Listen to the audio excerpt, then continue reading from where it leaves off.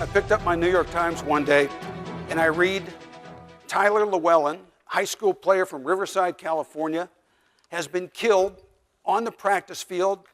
Doctors told his parents that Tyler might have had second impact syndrome. 2 weeks later, Brockton, New York, Damon James. His parents alleged that this boy was obviously suffering a head injury in the first game of the season, that the coaches put him back on the field for the second week. He suffered another blow to the head, collapsed, and died. 2 weeks later, Lost Creek, West Virginia, Dylan Jeffries, very similar story, multiple blows to the head, collapsed, in a coma for 2 weeks, eventually died. In October, Jacob Vick, a young boy, had a recognized concussion. He went through the return to play protocol. The doctor cleared him. The next day, on a Tuesday, he suffers another blow to the head. He collapses and dies. If we're clearing these boys to put them back on the field when they're in mortal danger, we don't know nearly enough about this. Halloween night, Tipton, Missouri, Chad Stover takes a big blow to the head in the first half, takes another big hit in the third quarter, collapses and dies after 2 weeks in the coma himself. November, Charles Uvella, 5'5", 115 pounds, Hopi Native American in Arizona. He takes a world of contact. He collapses and dies as well that year. We go into 2014, and the numbers are almost exactly the same. 5 deaths, 3 of them in 1 week at the end of September. Demario Harris, Troy, Alabama.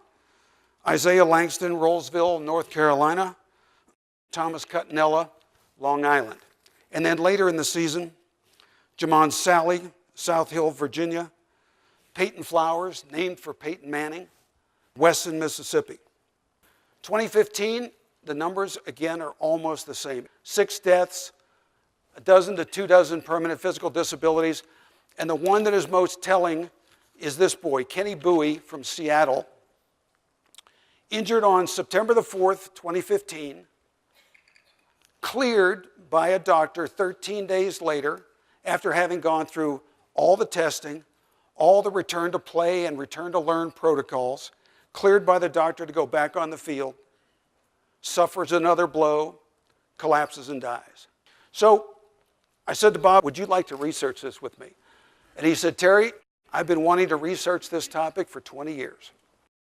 What we haven't been able to do is to actually do a forensic evaluation of the fatalities.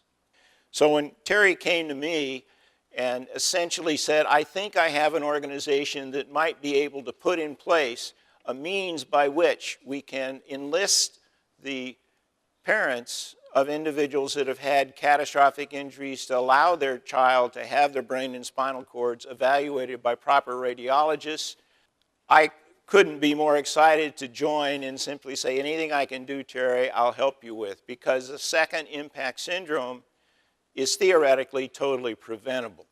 The key is that the individual is still symptomatic from that initial injury, and instead of being withheld from physical activity and withheld from practice or play, they're allowed back on the athletic field.